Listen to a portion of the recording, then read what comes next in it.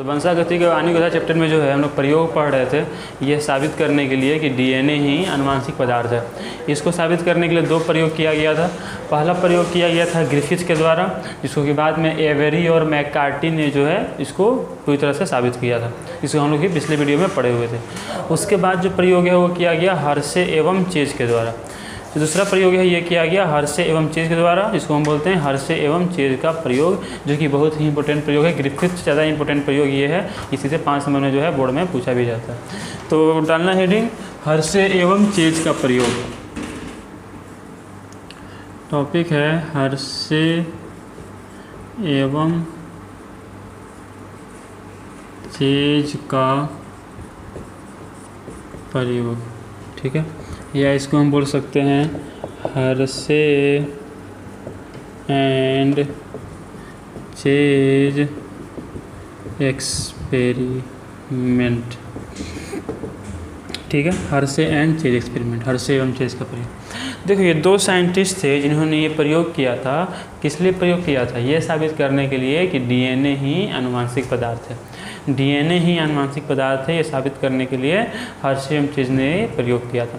देखो इस प्रयोग को करने के लिए उन्होंने लिया था जीवाणुभोजी को। तो समझो कि जीवाणुभोजी क्या होता है। एक शब्द हो तो बेहतर हो इसे लिख लेना, जीवाणुभोजी। जो जानता है बहुत बढ़िया, जो नहीं जानता है वो इसको देख लेना। जीवाणुभोजी को अंग्रेजी में कहा जाता है बैक्टीरियोफेज। बैक्टीरियोफेज मतलब जीवाणुभोजी। और जीवाणुभोजी क्या होता है? देखो ये कुछ विषाणु होते हैं, कोई जीवाणु नहीं होते हैं। नाम से क्या लग रहा है जीवाणु होंगे, लेकिन इसमें जीवाणु नहीं है, ये कुछ विषाणु है।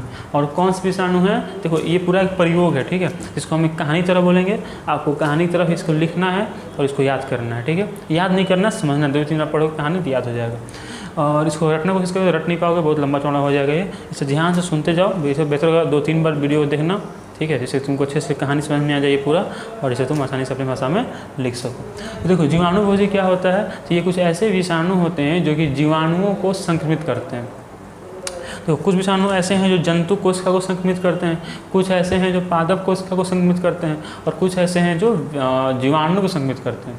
और जो विषाणु जीवाणु को संक्रमित करते हैं उन्हें जीवाणुभोजी कहा जाता है। लिखना, इसको लिखना कि वैसे विषाणु जो जीवाणु को संक्रमित करते हैं। तो जो विषाणु जीवाणु को संक्रमित करते हैं उन्हें क्या कहा जाता है? बैक्टीरियोफेज कहा जाता है, जीवाणुभोजी कहा जाता है, ठीक है। लिख लो, इसको बेहतर होगा लिख लो। तो जीवाणुभोजी क्या होते हैं? तो कुछ ऐसे विषाणु जो कि जीवाणु को संक्रमित करते हैं उन्हें जीवाणुभोजी कहा जाता है। और देखो जीवाणुभोजी जो है कुछ ऐसा दिखता है। जीवाणुभोजी का अगर संरचना बनाया जाए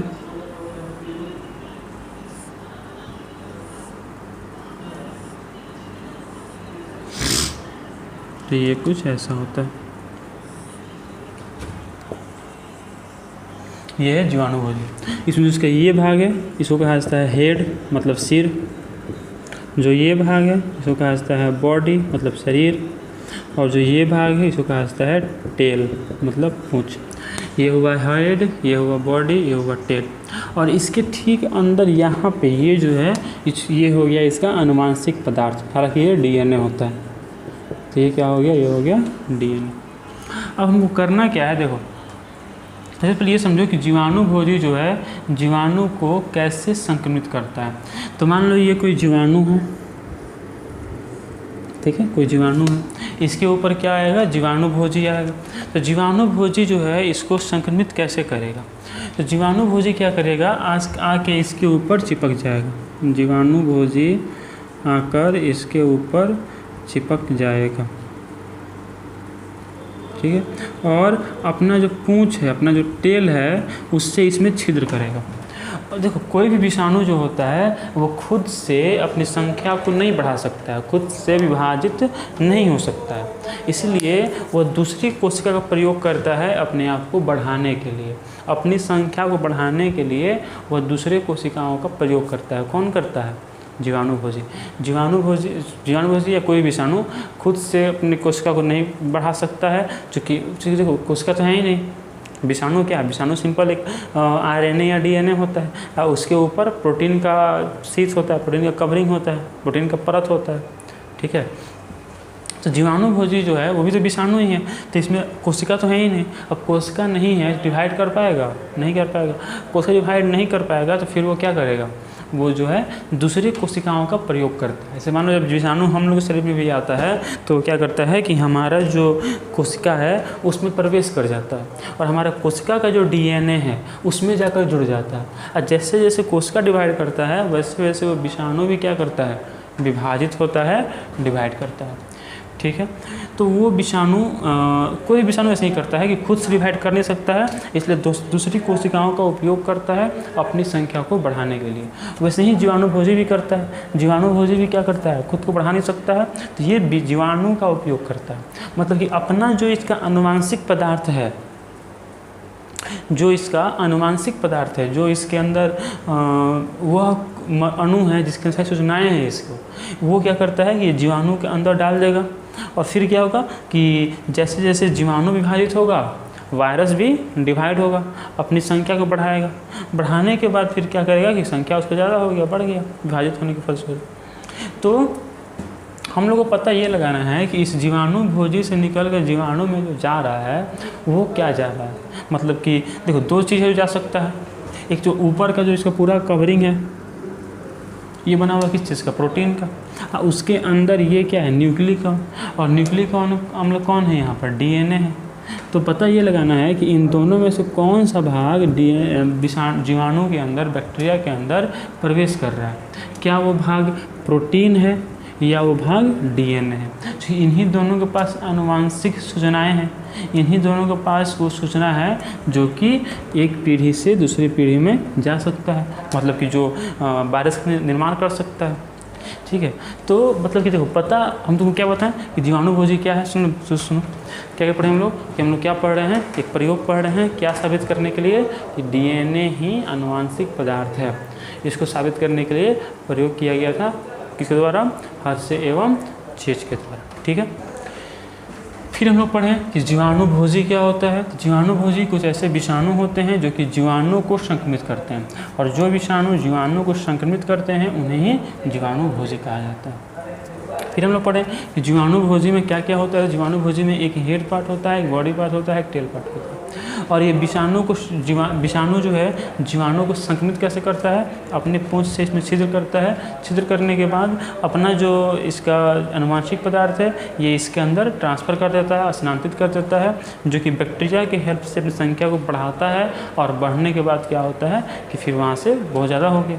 तो वो पता ये लगाना है कि जीवाणुभोजी से निकल के जो जीवाणु में जा रहा है वो क्या जा रहा है? DNA जा रहा है या प्रोटीन? तो दो ही चीज़ें, DNA यहाँ या प्रोटीन है। इनमें से कौन सा भाग निकल के जा रहा है हमको यहीं पता लगाना है। तो चलो इसको लिख लेना पहले कि जीवाणुभोजी क्या है। ये जीवाणु का शरीर हो गया, जीवाणुभोजी हो गया। जीवाणुभोजी में एक head, body, tail part, DNA होता है, सब लिख लिए, ठीक। अब देखो अब हम पढ़ेंगे कि हर्शे और चेज ने प्रयोग कैसे किया। हर्शे और चेज ने कैसे ये पता लगाया कि DNA ही आनुवांशिक पदार्थ है। कैसे मैं पता लगाया कि जो निकल के जा रहा है DNA से, जो निकल के जा रहा है जीवाणुभोजी से जीवाणु में, वो DNA है और प्रोटीन नहीं है। इसको साबित करने के लिए हर्शे और चेज ने कैसे प्रयोग किया वहीं हम लोग देखेंगे। तो उसके लिए आपको पता होना चाहिए समस्थानिक के बारे में। क्या पता होना चाहिए? समस्थानिक। समस्थानिक अंग्रेजी में क्या बोलते हैं? आइसोटोप। समस्थानिक क्या होता है? तो कुछ ऐसे केंद्रक होते हैं, ये बोलो कुछ ऐसे परमाणु होते हैं जिनकी परमाणु संख्या समान होती है लेकिन द्रव्यमान संख्या अलग अलग होती है, उन्हें क्या कहा जाता है? समस्थानिक कहा जाता है। जैसे कि अगर हम बात करें जो हाइड्रोजन होता है, हाइड्रोजन के 3 समस्थानिक होते हैं। हाइड्रोजन के समस्थानिक कितने होते हैं? 3। कौन कौन? एक होता है प्रोटियम, एक होता है ड्यूटेरियम, और एक होता है ट्रीटियम। इसका सिंबल होता है P, इसका होता है D, इसका होता है T। परमाणु संख्या तीनों का 1 1, इसका 1, इसका 2, इसका 3। तो ये तीनों क्या हैं? हाइड्रोजन के समस्थानिक हैं, प्रोटियम, ड्यूटेरियम और कौन है? ट्रीटियम। ठीक है, तो मतलब समस्थानिक देखो तीनों का परमाणु संख्या समान लेकिन द्रव्यमान संख्या अलग अलग, तो इन्हें क्या कहते हैं? समस्थानिक कहते हैं। ठीक है, अब देखो ऐसे ही हर एक तत्व का समस्थानिक होता है, जैसे कि नाइट्रोजन का भी हर एक तत्व का। अधिकांश जो समस्थानिक होते हैं, अधिकांश सब नहीं, वो रेडियो सक्रिय होते हैं। अधिकांश समस्थानिकों में तुम बोल सकते हैं, लिख लेना इस बात को कि अधिकांश समस्थानिकों में रेडियो सक्रियता पाई जाती है। क्या पाई जाती है? रेडियो सक्रियता। अंग्रेजी में बोलते हैं रेडियो एक्टिविटी। रेडियो एक्टिविटी पाई जाती है अधिकांश समस्थानिकों में। अब मेरे ख्याल से रेडियो सक्रियता क्या है तुम समझते हो।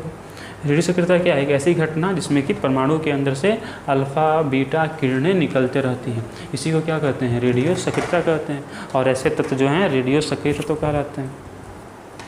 तो रेडियो सक्रियता देखो, जितने भी परमाणु ऐसे हैं जिनका जो परमाणु संख्या है वो अगर 83 या 83 से ज़्यादा है तो वो जो होता है रेडियो सक्रिय होता है। जिसका भी परमाणु संख्या 83 या 83 से ज़्यादा, 118 तो है ना हम लोग के पास, तो उसमें 83 या 83 से अधिक वाला जो भी हमारे पास परमाणु होता है वो सभी के सभी रेडियो सक्रिय होते हैं। मतलब उन सभी से अल्फ़ा बीटा और गामा किरणें निकलते रहती हैं, इसलिए हम उनके बारे में नहीं पढ़ते हैं। अधिकांश लोग हैं कि जो ये होता है, जो पीरियड टेबल होता है, उसमें जो नीचे वाला होता है 7th ग्रुप वाला, जो 7th पीरियड वाला होता है, उसको हम नहीं पढ़ते हैं। क्यों नहीं पढ़ते हैं? क्योंकि वो रेडियो सक्रिय है, वो फिक्स नहीं है, स्टेबल नहीं है, अस्थायी नहीं है, अस्थायी है। वैसे ही जो भी समस्थानिक होते किसी तत्व के, अधिकांशतः समस्थानिक रेडियो सक्रिय होते हैं। मतलब उनमें रेडियो सक्रियता पाई जाती है, मतलब कि वो हमेशा अल्फ़ा रे और कौन? बीटा रे और गामा रे, ये तीनों किरणें हमेशा क्या करते रहते हैं? उत्सर्जित करते रहते हैं। इसी को हम क्या कहते हैं? रेडियो सक्रियता कहते हैं। और वैसे तत्व रेडियो सक्रिय तत्व कहलाते हैं। और कौन होते हैं ऐसे? जो भी परमाणु की परमाणु संख्या 83 या 83 से अधिक होती है वो रेडियो सक्रिय तत्व कहलाते हैं। ठीक है, जैसे मान लो कि वैसे ही लिखे, अगर हम मान लो कि देखें फॉस्फोरस, तो फॉस्फोरस के 2 समस्थानिक होते हैं। एक होता है P31, एक होता है P30। ठीक है, जो P31 है ये सामान्य वाला है, जो यहाँ लिख रहे हैं। फॉस्फोरस के समस्थानिक 2 होते हैं, एक होता है P31 और एक होता है P30। इसमें से ये तो सामान्य वाला जो हम लोग जानते हैं वो सामान्य वाला है। हम लोग जिस जैसे देखो हाइड्रोजन के 3 रूप हैं, हम लोग जानते किसको हैं? प्रोटियम को। क्योंकि हम लोग जिस हाइड्रोजन को जानते हैं उसकी परमाणु संख्या भी 1 है और द्रव्यमान संख्या भी 1 है, मतलब हम लोग इसको जानते हैं। क्यों? क्योंकि ये ज़्यादा होता है, प्रकृति में ये 98% होता है, जबकि ये दोनों बहुत कम, ये तो होता है लगभग 1 से 1.5% और ये रेडियो सक्रिय भी है और बहुत कम होता है, इसलिए हम लोग इसको नहीं जानते हैं। ठीक है, वैसे ही हम लोग इसको जानते हैं, मतलब हम लोग जिसको जानते हैं, जिस परमाणु संख्या के द्रव्यमान संख्या को हम लोग जानते हैं, जिसके उसको हम लोग सामान्य बोलेंगे, मतलब उसमें रेडियो सक्रियता नहीं पाई जाती है। क्योंकि अगर वो रेडियो सक्रिय होता तो अस्थायी नहीं होता, और अगर वो अस्थायी नहीं होता तो फिर हम लोग उसको पढ़ते नहीं, उस बारे में पढ़ने का कोई मतलब नहीं रहता। इसको हम लोग नहीं जानते हैं, इसको हम लोग नहीं जानते हैं, तो ये कैसा हो गया? ये हो गया अस्थायी, या बोल सकते हैं कि ये हो गया रेडियो सक्रिय। ये क्या हो गया? रेडियो सक्रिय हो गया। रेडियो सक्रिय कैसे हो गया? क्योंकि इससे हमेशा अल्फा बीटा गामा किरणें निकलते रहेंगे, तो ये रेडियो सक्रिय हो गया। बात समझ लिया? ठीक है, तो देखो हर्शे और चेज ने क्या किया? हर्शे और चेज ने 2 अलग अलग माध्यम लिए। इसलिए यहाँ पर आते हैं, हर्शे और चेज ने क्या किया? हर्शे और चेज ने 2 अलग अलग माध्यम लिया। एक माध्यम लिया रेडियो सक्रिय फॉस्फोरस का और एक माध्यम लिया रेडियो सक्रिय सल्फर का। 2 माध्यम लिया, कौन कौन? एक लिया रेडियो सक्रिय फॉस्फोरस, ठीक है, परमाणु द्रव्यमान इसका कितना था? P30। और दूसरा माध्यम लिया रेडियो सक्रिय सल्फर। दूसरा कौन लिया? रेडियो सक्रिय सल्फर, मतलब कि ये था S32। ठीक है, हम लोग जिस सल्फ़र को जानते हैं वो S32 है, ये था S31। तो ये क्या था? रेडियो सक्रिय सल्फर। दो अलग अलग माध्यम लिया। अच्छा, चीज़ और समझ लो कि ये जो जीवाणु भोजी होता है, इधर बनाते हैं, यहाँ बनाते हैं, ये जो जीवाणु भोजी होता है इसमें हम लोग जानते हैं कि ये जो जीवाणु भोजी होता है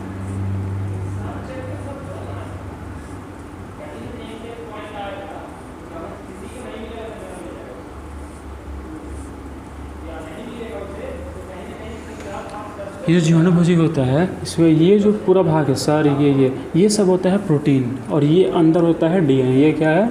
डीएनए। और जो इसका ऊपरी भाग है ये है डीएफसी, जो भी है ये बना होता है किस चीज़ का? प्रोटीन का। कोई वायरस में दो ही चीज़ होता है, एक उसका न्यूक्लिक पदार्थ होता है डीएनए अथवा आरएनए, और एक क्या होता है उसमें? प्रोटीन होता है। तो डीएनए है और साथ में क्या है? प्रोटीन। ठीक है, अब देखो तो समझने वाली बात ये है कि डीएनए में होता है फॉस्फोरस। हम डीएनए में क्या पढ़े थे? डीएनए में होता है फॉस्फोरिक अम्ल, मतलब डीएनए में क्या है? डीएनए में फॉस्फोरस है। और जो प्रोटीन होता है इसमें होता है सल्फर। ये आपको ध्यान रखना है कि डीएनए में सल्फर नहीं होता है और प्रोटीन में फॉस्फोरस नहीं होता। डीएनए में क्या होता है? फॉस्फोरस होता है, प्रोटीन में क्या होता है? सल्फर होता है। ठीक है, डीएनए में फॉस्फोरस होता है, प्रोटीन में सल्फर होता है। ठीक, तो इन्होंने क्या किया? दो अलग अलग माध्यम में लेकर जीवाणु भोजी को ग्रोथ कराया, मतलब जीवाणु भोजी का इन्होंने क्या किया? जीवाणु भोजी का वृद्धि कराया दो अलग अलग माध्यम में। एक माध्यम कौन सा है? रेडियो सक्रिय फॉस्फोरस वाला है, और एक माध्यम कौन सा है?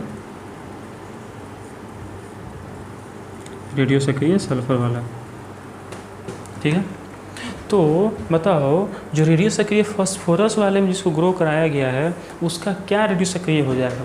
प्रोटीन वाला भाग कि डीएनए वाला भाग? बताओ, फॉस्फोरस कहाँ होता है? प्रोटीन में कि डीएनए में? डीएनए में होता है। फॉस्फोरस क्या प्रोटीन में होता है? नहीं होता है। केवल कहाँ होता है? डीएनए में होता है। फॉस्फोरस प्रोटीन में नहीं होता है। कहाँ होता है? डीएनए में होता है। और जब इसको ग्रोथ कराया जाएगा इसमें, तो इसका जो ये है, जो इस रेडियो सक्रिय फॉस्फोरस का जो डीएनए है वो कैसा हो जाएगा? रेडियो सक्रिय हो जाएगा। चलो उसके लिए वैसे बनाते हैं। मतलब देखो, इसमें से जब ग्रो कराएगा इसमें से बाहर निकाला गया, जब बाहर निकाला जाएगा तो जो इसमें से निकाला गया है, इसमें से जो बाहर निकाला गया है उसका, इसमें से जो बाहर निकाला गया है उसका जो डीएनए है वो कैसा हो जाएगा? वो रेडियो सक्रिय हो जाएगा। कैसा हो जाएगा? रेडियो सक्रिय। तो चलो उसके लिए हम ये वाला यूज़ करते हैं। यहाँ पर इसका जो डीएनए है ये कैसा हो गया? रेडियो सक्रिय हो गया। ठीक है, जिसको इसमें से निकाला जाएगा उसको सल्फर वाला में से। सल्फर कहाँ होता है? प्रोटीन में। जब यहाँ से निकालेंगे उसका क्या उसका रेडियो सक्रिय हो जाएगा? सल्फर वाला कि प्रोटीन वाला? सॉरी, प्रोटीन वाला कि डीएनए वाला? प्रोटीन वाला, क्योंकि सल्फर कहाँ होता है? प्रोटीन में। सल्फर कहाँ होता है? प्रोटीन में होता है। तो इसका क्या होगा कि जो इसका जो ये वाला भाग है प्रोटीन वाला, जो इसका प्रोटीन वाला भाग है वो कैसा हो गया? रेडियो सक्रिय। जबकि डीएनए इसका जो है वो रेडियो सक्रिय नहीं हुआ। डीएनए क्यों नहीं हुआ? डीएनए इसलिए नहीं हुआ क्योंकि डीएनए में सल्फ़र नहीं होता है, इसलिए सल्फ़र जो है डीएनए में नहीं प्रवेश कर पाया। जबकि फॉस्फोरस होता है डीएनए में, इसलिए फॉस्फोरस डीएनए में क्या कर गया? प्रवेश कर गया, और उसका डीएनए हो कैसा हो गया? रेडियो सक्रिय हो गया। अब क्या कराया गया कि इन दोनों को, ये जो दोनों बने, एक का जो डीएनए है वो रेडियो सक्रिय है, एक का क्या रेडियो सक्रिय है? डीएनए। एक का रेडियो सक्रिय क्या है? डीएनए। इसका जो डीएनए है वो रेडियो सक्रिय है। और एक का क्या रेडियो सक्रिय है? एक का रेडियो सक्रिय है,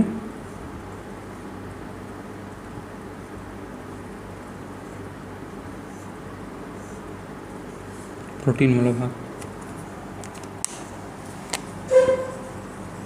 ठीक है, एक का डीएनए रेडियो सक्रिय है और एक का प्रोटीन रेडियो सक्रिय है। तब इन दोनों को लेकर इनसे जीवाणु को संक्रमित करा गया। शुरू से तुम ध्यान से सुनते जाओ। दो मिला, एक का डीएनए है रेडियो सक्रिय और एक का प्रोटीन है रेडियो सक्रिय।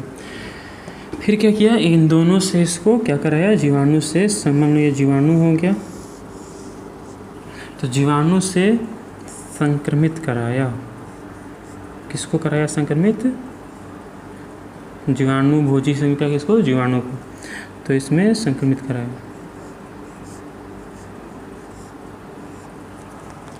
ठीक है, जीवाणु भोजी से जीवाणु को संक्रमित कराया, यहाँ इससे कराया। और फिर दूसरे जीवाणु को एक और जीवाणु भोजी से,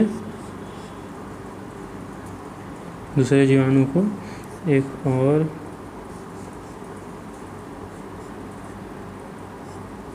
जीवाणु भोजी से संक्रमित कराया। अंतर क्या था कि एक का डीएनए रेडियो सक्रिय था, सक्रिय सक्रिय को हम लाल रंग से बना रहे हैं, और एक का जो प्रोटीन था वो रेडियो सक्रिय था।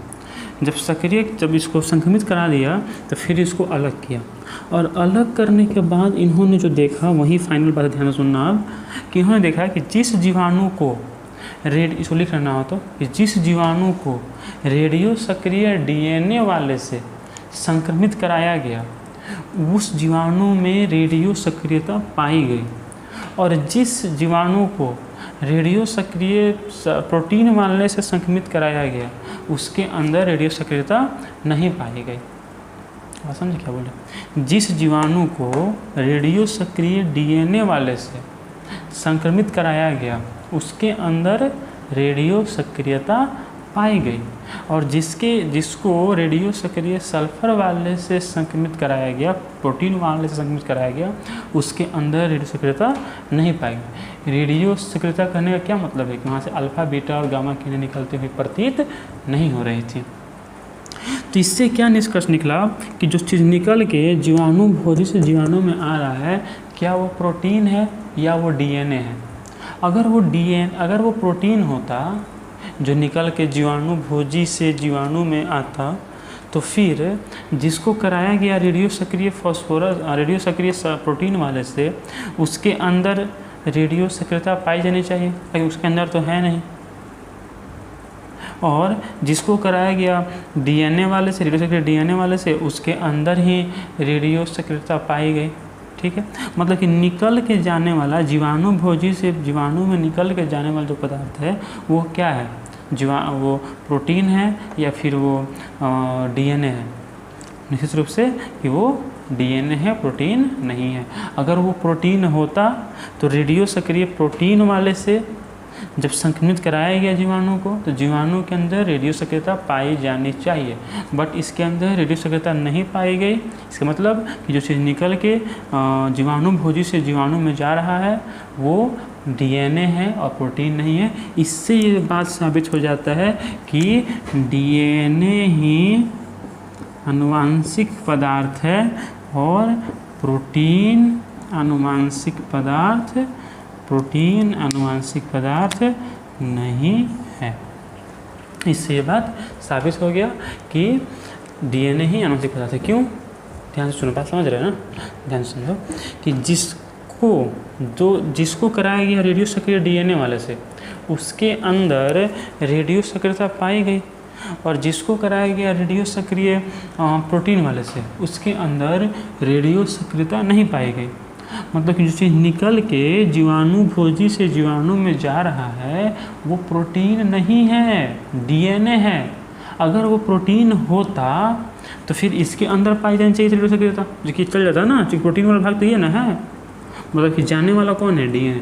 और इससे ये बात 100% साबित हो गया कि डीएनए ही आनुवांशिक पदार्थ है जो एक पीढ़ी से लक्षण को अगले पीढ़ी में लेकर जाता है। या हम कह सकते हैं कि डीएनए ही वह पदार्थ है जिसमें आनुवांशिक सूचनाएं स्थित होती हैं।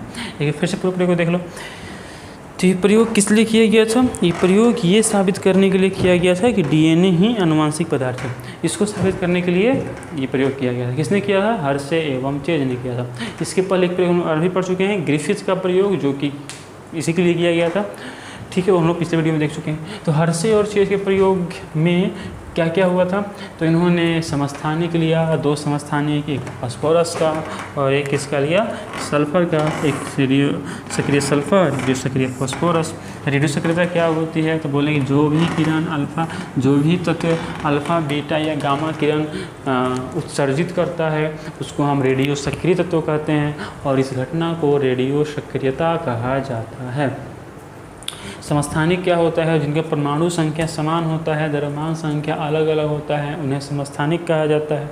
हाइड्रोजन के 3 समस्थानिक है, वैसे ही अलग तत्व के अलग अलग समस्थानिक होते हैं। सामान्यतः जो भी समस्थानिक होते हैं वो रेडियो सक्रिय होते हैं, सामान्यतः, हमेशा नहीं, सामान्यतः। ठीक है, जनरली समस्थानिक रेडियो सक्रिय होते हैं। तो यहाँ पर 2 रेडियो सक्रिय तत्व लिया गया है, रेडियो सक्रिय फास्फोरस, एक रेडियो सक्रिय सल्फर।